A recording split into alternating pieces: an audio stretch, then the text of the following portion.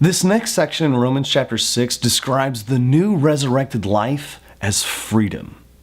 Keep reading with me. Romans chapter 6, verse 5.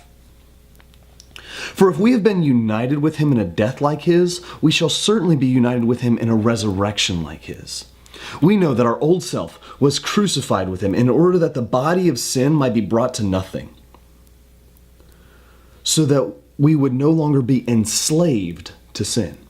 For one who has died has been set free from sin.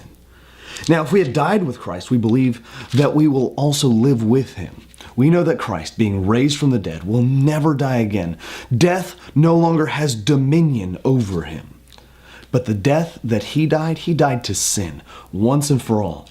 But the life he lives to God. So you must consider yourselves dead to sin and alive to God in Christ Jesus. If you live in America, you live in the land of the free and the home of the brave. Our freedom is something we celebrate and treasure as the birthright of citizens. So you might balk at the following statement, but it is the gospel truth. If you are not in Christ, you are not free. You have been enslaved to sin. Again, you might object. Sure, I sin, but I am not a slave. I know.